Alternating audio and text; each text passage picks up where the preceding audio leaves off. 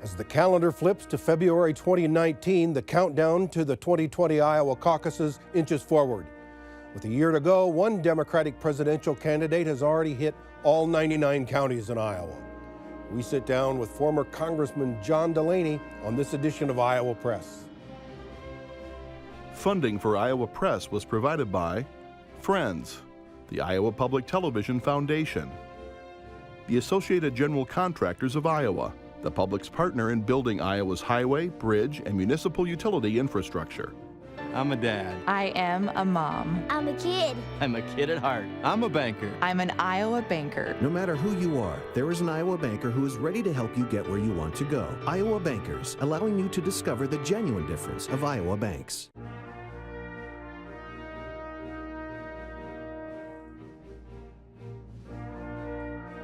For decades, Iowa Press has brought you politicians and newsmakers from across Iowa and beyond.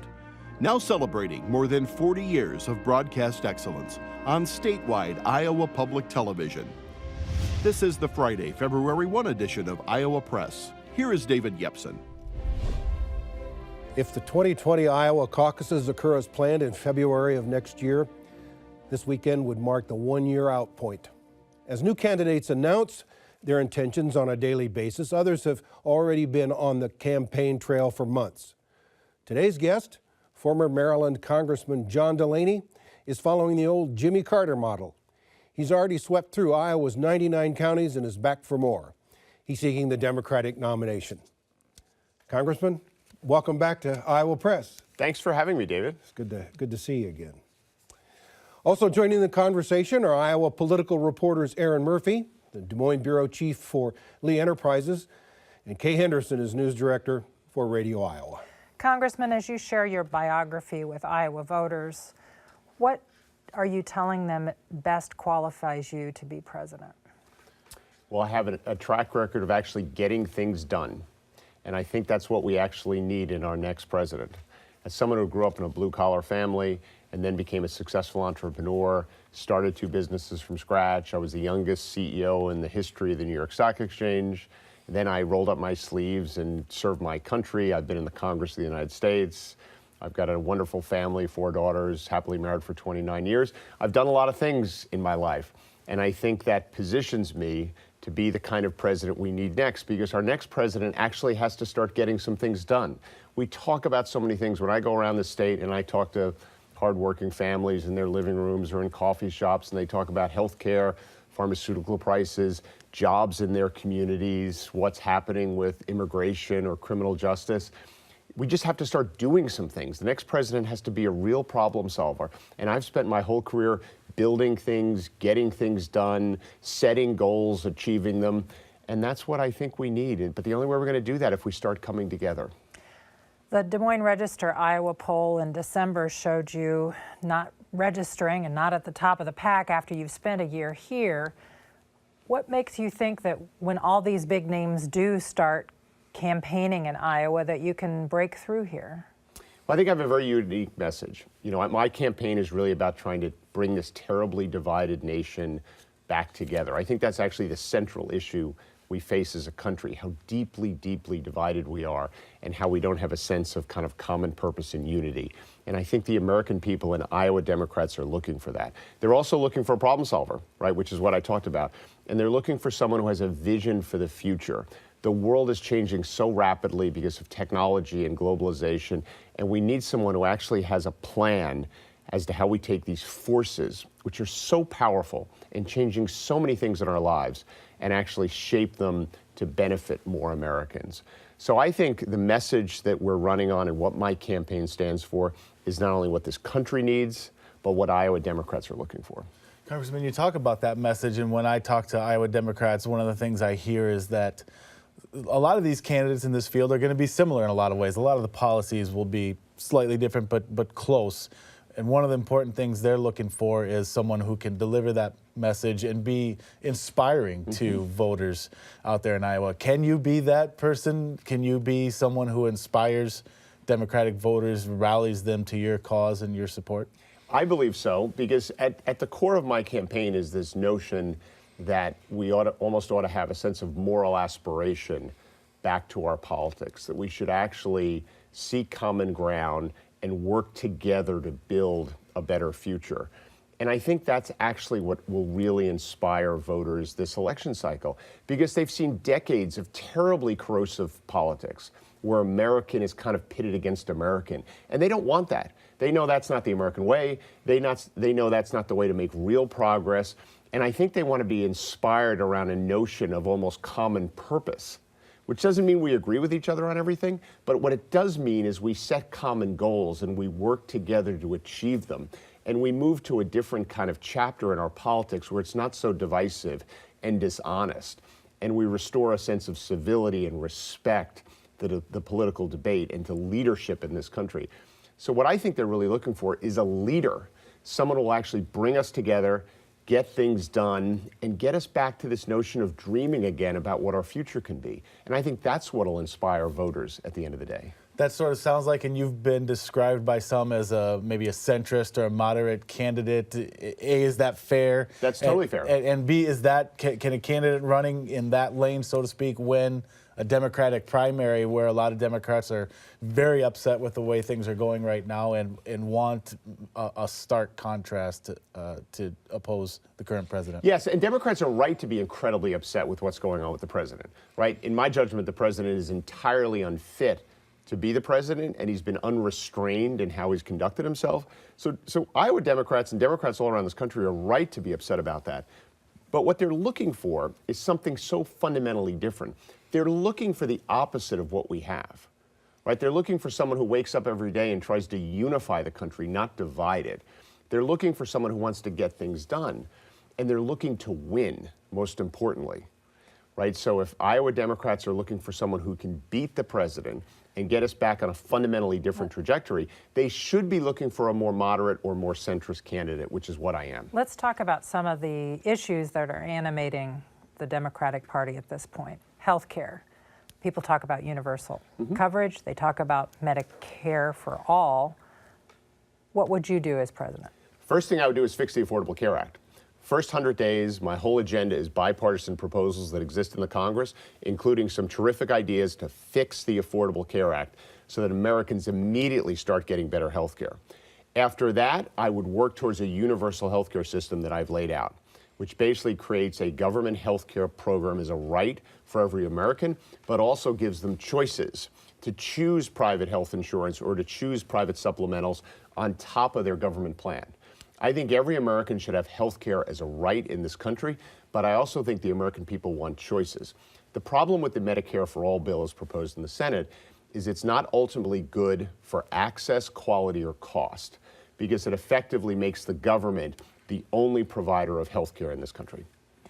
But you're saying you're giving people choices. Essentially, the Medicare system that exists right now is what you're describing for everybody. Right. The way Medicare works is you get a basic plan and then you can buy supplementals, and that's the way I think it should work for everyone. But the government runs that system. Why do you argue that what's currently being discussed in the Senate is anything different? Well, the government doesn't really entirely run the Medicare system because, again, most Medicare beneficiaries also elect to get a supplemental plan, right? So that's how But that's what you're describing. That's what I'm talking about, right. But a lot of the proposals that have come forth really don't allow that. They have a government plan for everything. Taxes is something else we want to tackle here. You've had some candidates talking about what level the top income earners in the country should be taxed at. You have Sherrod Brown, who's in Iowa this weekend, and he's proposed repealing the Trump tax cuts and punishing corporations that pay low wages. What does the President Delaney tax plan look like? Well, I would agree with Senator Brown that we should roll back the GOP tax cuts, right? It wasn't really tax reform, it was just tax cuts. So I would roll most of those back. There were some things in that tax cut provision, if you will, that I support, but in terms of the top marginal rate, et cetera, I would roll those back. Even though that'll get portrayed as Congressman Delaney's going to raise your taxes? Well, I'm actually going to, what I'm going to do is I'm going to roll back some of them, and then I'm going to double the earned income tax credit, which I think should be the centerpiece of Democratic tax policy. I think the earned income tax credit, which puts money in the pocket of hardworking Americans, and really in many ways is the best anti-poverty program we have, should be the absolute centerpiece of Democratic tax policy. If we want to do something to help hardworking Americans, that's what we should do. It also has the benefit of historically being very bipartisan. So I've called for a doubling of the earned income tax credit. I would pay for that by rolling back, you know, the marginal tax cuts that were in that bill. And I'd also do something called the Buffett rule, which basically says that those who invest for a living will pay the same tax rate as those who work for a living. One of the great kind of structural unfairnesses that exist in this country is that the investor class, if you will, pays materially lower taxes as a percentage than the working class. And I think we have to get rid of that unfairness. So I call for a doubling of the earned income tax credit, and I pay for that by rolling back some of the tax cuts from the last tax cut bill that the GOP did, and by putting in place this thing called the Buffett rule. And how about debts and deficits in the federal budget? Is that a concern of yours, Huge or concern. have those just become a concern of the party that's out of power at the time? Well, you know, there has been a little bit of that, but it's a huge concern. We are clearly leaving our children and our grandchildren debts that they cannot repay, both fiscal debts and climate debts. We can talk about that separately. But the fiscal situation and the trajectory of this country is not sustainable. We need some more revenues, and we have to fix health care, because health care is clearly the biggest driver of our long-term kind of structural deficits and debts into the future. We cannot have a healthcare system where the rate of healthcare spending goes up faster than inflation. So I think it's a huge problem. I think we should have deficits at minus 2% of our economy. That will keep us in a sustainable place. You brought it up, so go ahead and let's talk about it. Talk about the climate deficit. Well, climate change is obviously a huge issue. I think it's a threat to American prosperity, and I think it's a huge threat to our national security, actually. So we have to deal with it. We have to start dealing with it soon. If we don't deal with it, we are in many ways leaving a debt to the next generation, because they're going to have to do some dramatic things to deal with it that will cost a lot of money, right? That'll take a huge amount out of their economy. So our basically kind of kicking this issue, kicking the can on climate change down the road is basically leaving a future generation a debt they can't repay. What I would do is put a carbon tax in place. I introduced the only bipartisan carbon tax bill in the Congress last year.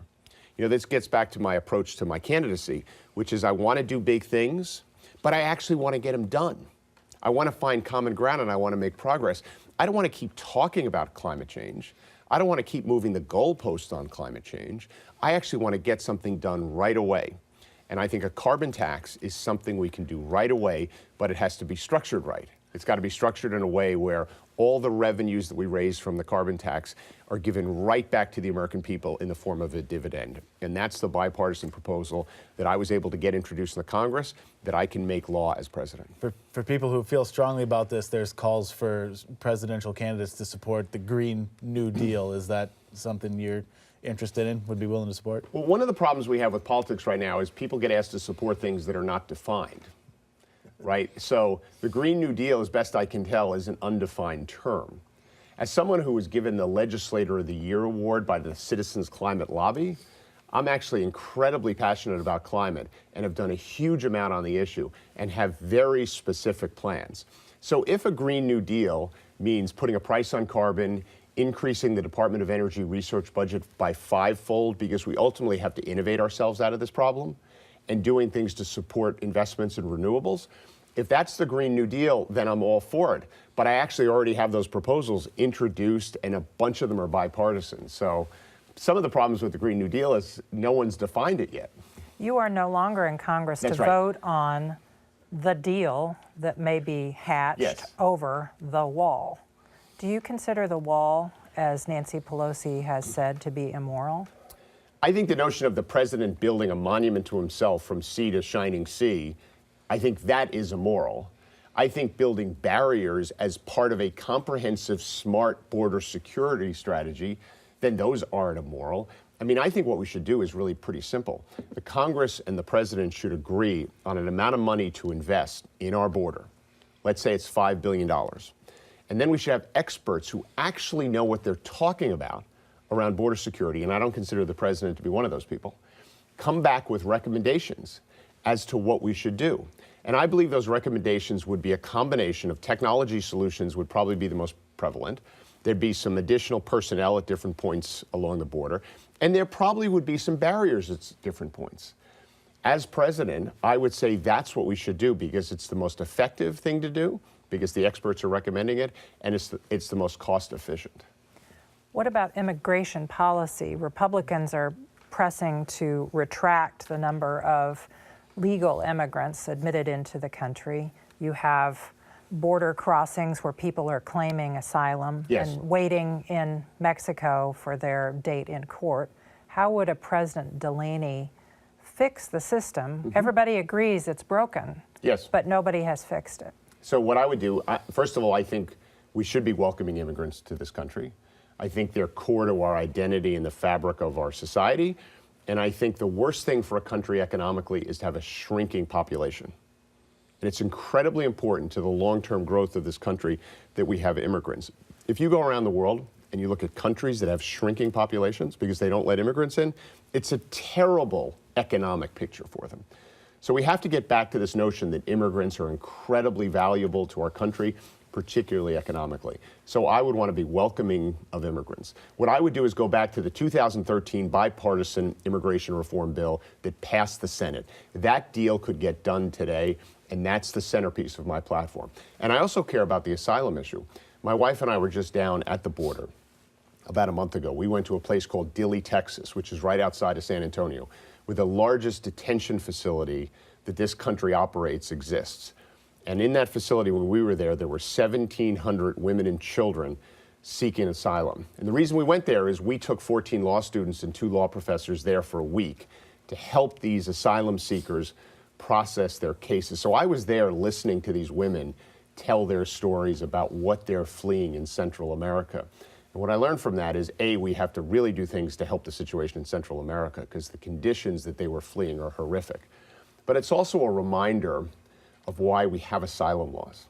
Because I think this notion of being welcoming to refugees is in fact important to who we are as a country and our values. You mentioned Central America, go a little bit lower. What does the U.S. do in Venezuela? Well, we don't engage in kind of a military intervention at all as part of this transition. With one exception, if there were actually American diplomats and citizens at risk, then we might do things if they were at risk militarily. But otherwise, we absolutely do not engage militarily, which the president has alluded to. And we have to let the Venezuelan people decide their own future. And what they really need to decide is that they want to have a democracy.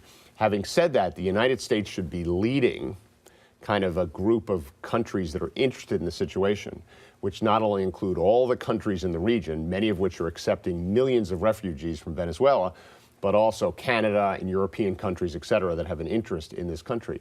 And we should be prepared for significant kind of humanitarian intervention as that transition unfolds to the new emerging leadership, which I believe and hope will ultimately take over that country. Erin? So speaking of the military, the Senate this week voted on whether to draw down troops from Syria and Afghanistan. Should we be getting all the way out of those countries, or should Americans be adjusting to the idea that we may have to leave troops there for years, if not decades? Well, I think the American people ultimately want our troops out of those countries, but I think we should only withdraw troops fully from those countries when we have specific kind of goals that we've met that are in our national interest. So as it relates to Syria, I think there should be a couple goals. The first goal should be that we fully defeated ISIS. The second goal should be that Turkey has formally agreed, not to attack the Kurds, who were our critical allies in the fight against ISIS on the ground. We cannot leave there until we have assurances that these important allies of ours will not be attacked by Turkey. And thirdly, we have to feel like there's a way for that country to have some kind of governance where it's not just a puppet of Iran.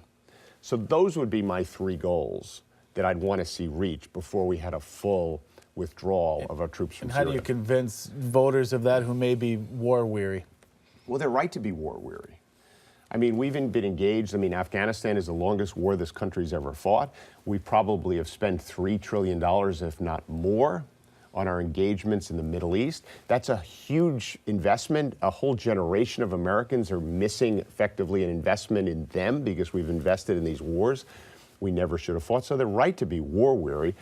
But what we have to do now, which is to do what's in the best interest of the United States and our citizens going forward, not to refight the battles of the past, but to actually make the right decisions going forward. The right decisions going forward is to withdraw our troops as quickly as possible, provided we're meeting objectives that are in the interest of this country long term, like I laid out for Syria. Another issue that I think is emerging in the country involves robotics and automation and the workforce. You're a business person, successful business person. We're looking at a situation in this country where artificial intelligence and robotics are going to start replacing a lot of American workers in large numbers. It already has, but it's going to get more pronounced. What are we going to do to provide jobs for the truck drivers and bank tellers and blue-collar folks that are not going to have the same job opportunities that their parents had? Well, I'm glad you asked it, David. It's a big part of my platform. I've called for a national artificial intelligence strategy where the government, the private sector, and the nonprofit sector actually come together and have an articulated plan around how these extraordinary technologies will affect the future of work, will affect national security, will affect our digital privacy, and will affect kind of the programming biases that might be put in these systems that are going to make all the decisions.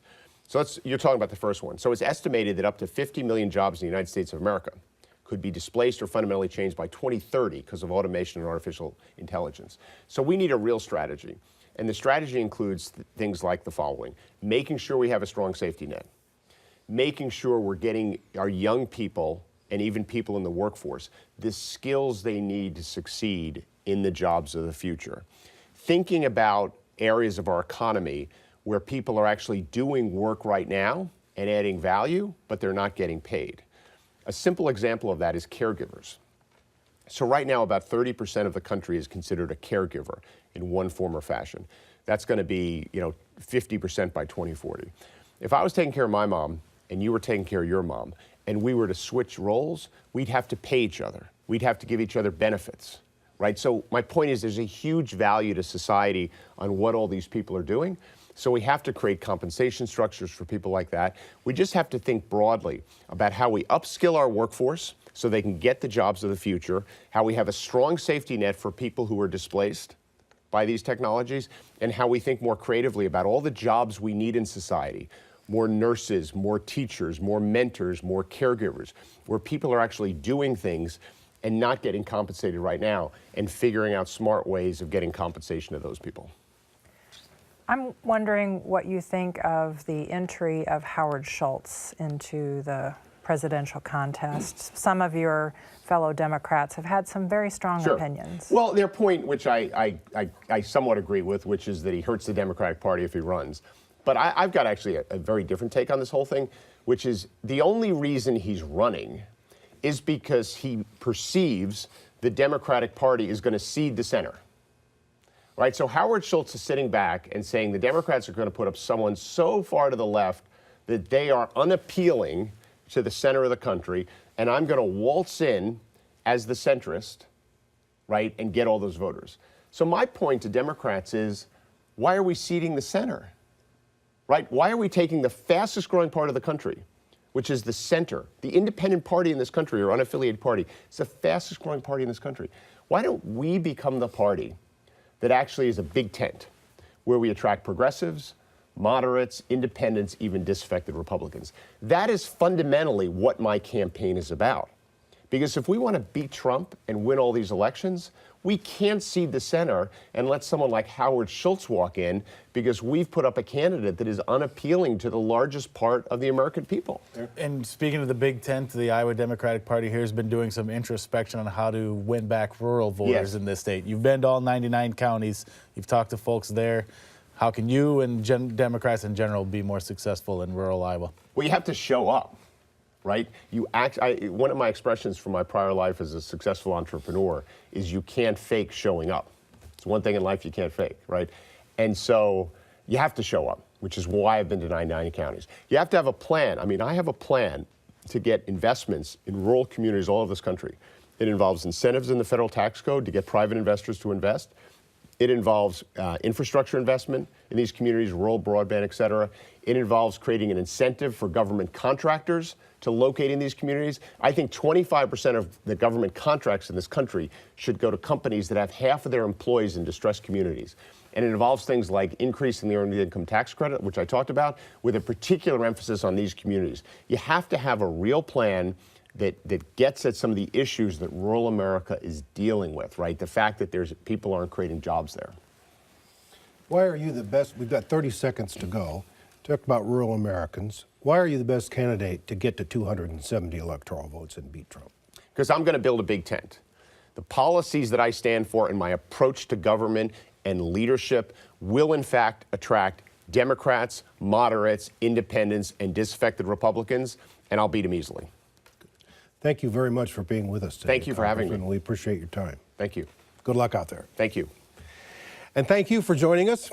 We'll be back with another edition of Iowa Press next week when Iowa Governor Kim Reynolds joins us to discuss the ongoing legislative session. That's Iowa Press with Governor Reynolds next week at our regular times. For all of us here at Iowa Public Television, I'm David Yepsen, and thanks for joining us today.